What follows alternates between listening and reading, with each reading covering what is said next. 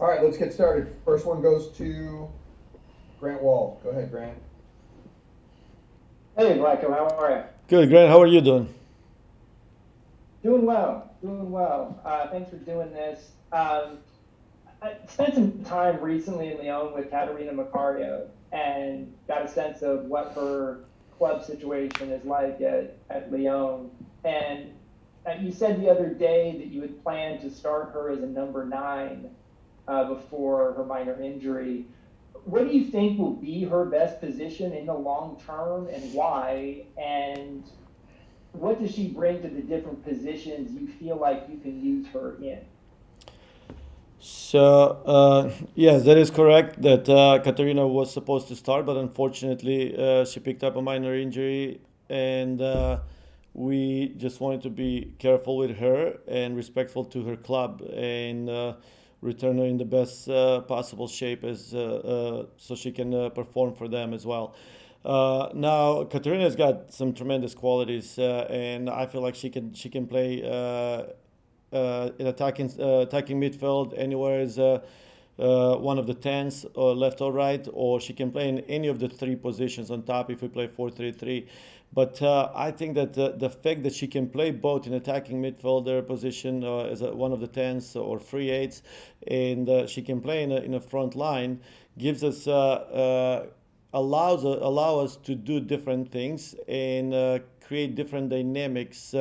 And I think that the position that fits her the best because of those qualities is withdrawn nine or false nine or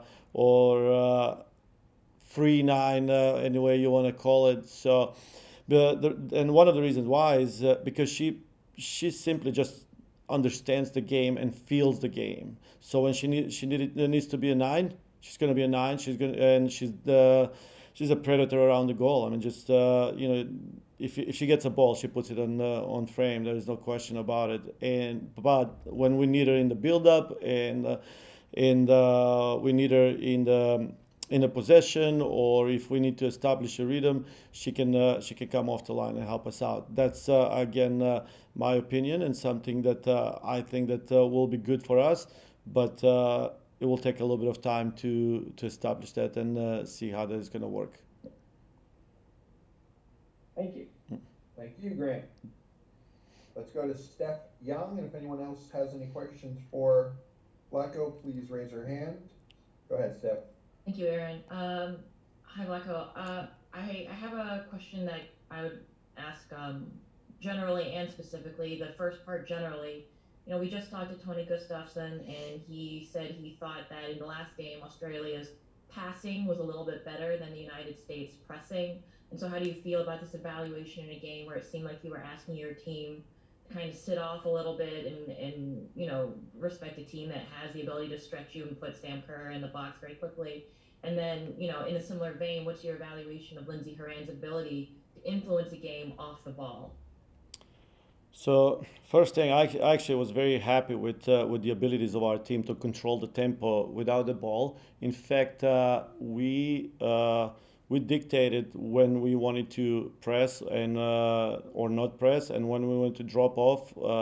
We literally dictated where we want to put the block, and we were not forced to do that.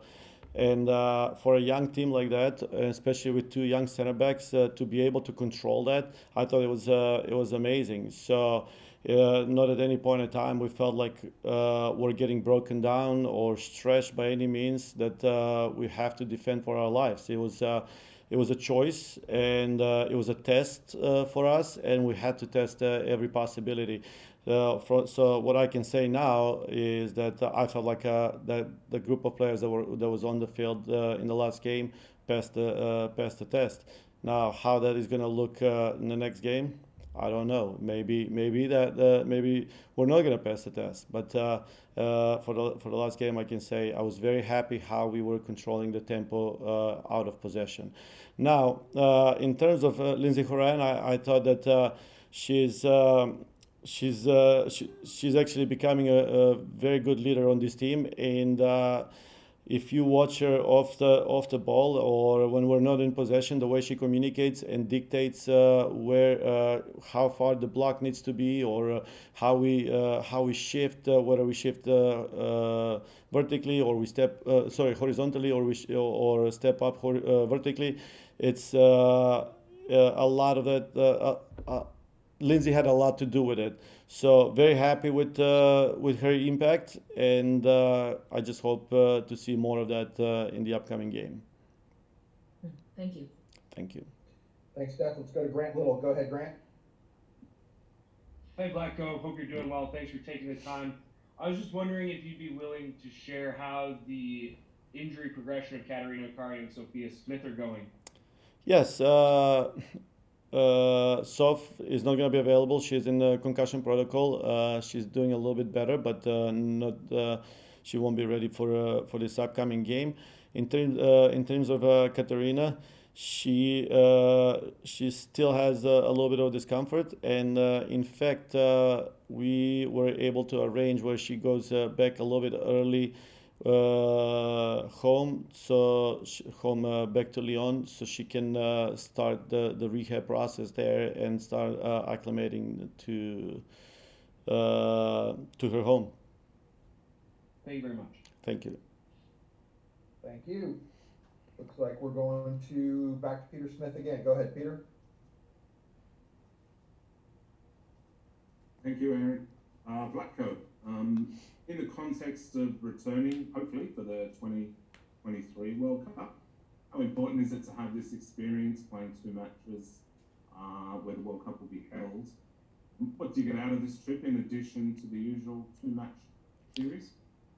Yes, I mean, this is extremely good experience for us, and when I say for us, I mean for the group of players first and foremost, because if you look at the players that were on the field, majority of them have not played outside of our country. Majority of them have never played in, if not all of them, have, with the exception of a couple of players, have never played in front of this big of a crowd or a hostile environment. So that's so the first thing is that the games itself, the crowd, the travel, acclimation. Preparation on a short, extremely short basis. Like we only had probably 1.5 proper training. Everything has been through meetings, through talks, walkthroughs, individual meetings. So all of this has been great for this one group of players, but also for the whole team, and then for the staff as well. I mean, for us, it's not easy to figure out a way to help these players or prepare these players for the admin, for the rest of the support staff. It is a very valuable experience for everyone. Thank you. Thank you. Thanks, Peter. Looks like we've got another one, which goes to Alex Ozzie. Go ahead, Alex. Hey, Vlatko, thanks as always for taking the time. Curious a little bit about kind of your communication style, especially with some of these new and younger players, and kind of looking ahead to January at camp. I think the next time the team will be together, right? Kind of what's that like in terms of communicating with them expectations and kind of what needs to happen for them to get called into that? Yes, we try to be as transparent, as open as we possibly can. I mean, for some things that we already know, whether certain players that we know that we want to see in January camp has always been communicated with them. And for example, someone like Emily Fox, she knew that she's going to be in this camp way before the roster was announced. It was actually before she even played the game against Korea. And one of the reasons why was because I don't want them to feel like this game is make it or break it for their career.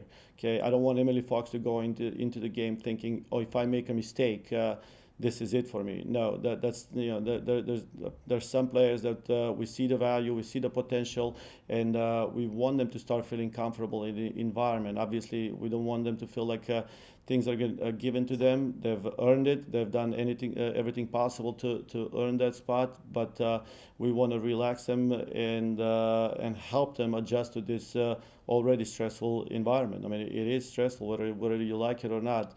Competing for a spot against some of the best players in the world is not easy. So it's our job as staff to relax them as much as possible.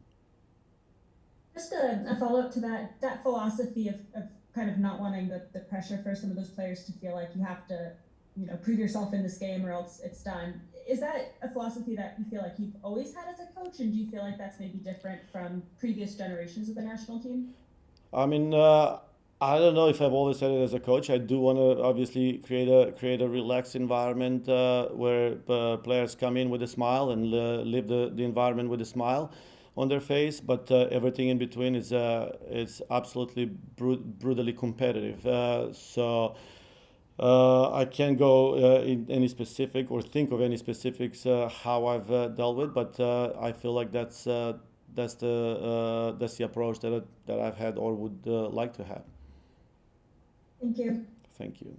Thanks, Alex. And since we have no more questions, we will let Vlatko go.